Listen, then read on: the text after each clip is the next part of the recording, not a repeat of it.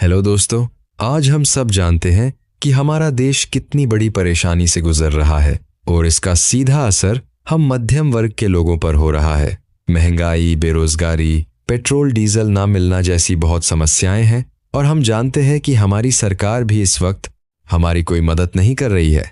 पर क्या आप जानते हैं कि साल 1991 में भी ऐसी ही आर्थिक स्थिति आई थी और उस वक्त के हमारे प्रधानमंत्री श्री मनमोहन सिंह ने हमारे देश को इतनी बड़ी वैश्विकी महामारी से बचाया था। पर कैसे, आइए जानते हैं इस वीडियो में। साल 1991 भारत एक ऐसे मोड़ पर खड़ा था जहां देश के पास सिर्फ कुछ हफ्तों का पैसा बचा था।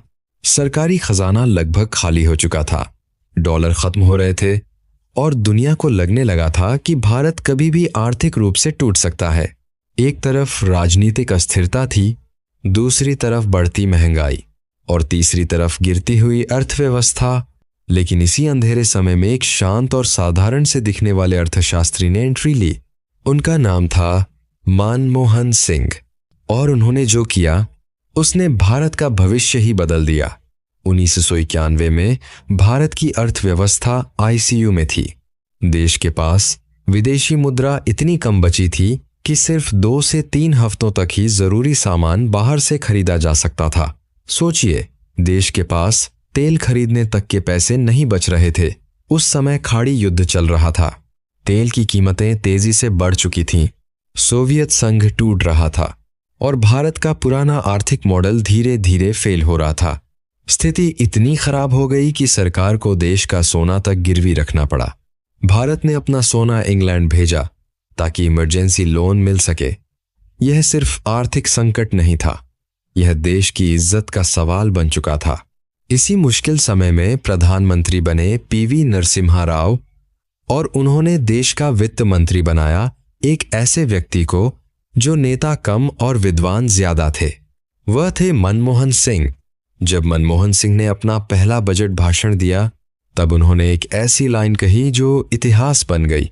दुनिया की कोई ताकत उस विचार को नहीं रोक सकती जिसका समय आ चुका है। और यहीं से शुरू हुई भारत की आर्थिक सर्जरी। मनमोहन सिंह ने देश की अर्थव्यवस्था को बचाने के लिए कई बड़े फैसले लिए। उन्होंने लाइसेंस राज को कम किया। पहले भारत में बिजनेस शुरू करने के लिए सरकारी परमिशन का लंबा जाल था, हर काम में देरी और भ्रष्टाचार होता था। लेकिन अब नियम आसान किए गए, निजी कंपनियों को ज्यादा आजादी दी गई। इसके बाद विदेशी निवेश को अनुमति दी गई। पहली बार दुनिया की बड़ी कंपनियों को भारत में निवेश करने का मौका मिला।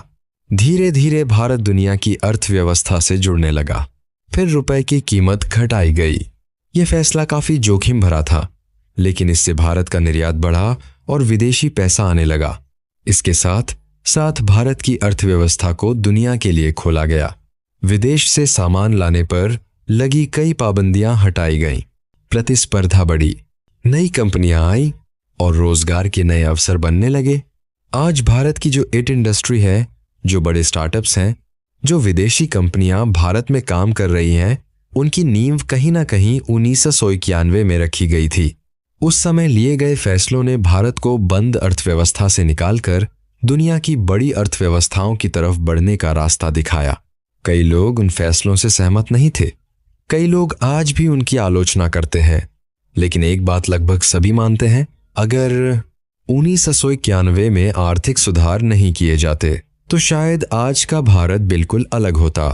एक शांत इंसान, ना ऊंची आवाज, ना बड़े बड़े भाषण, लेकिन फैसले ऐसे जिन्होंने देश की दिशा बदल दी। यह थी कहानी मनमोहन सिंह की और 1991 के उस आर्थिक संकट की जब भारत टूटने के करीब था लेकिन संभल गया। अगर आपको यह वीडियो पसंद आया हो तो वीडियो को लाइक करें, चैनल को सब्सक्राइब करें और कमेंट में जरूर बताएं, क्या 1991 के आर्थिक सुधार भारत के लिए सही थे?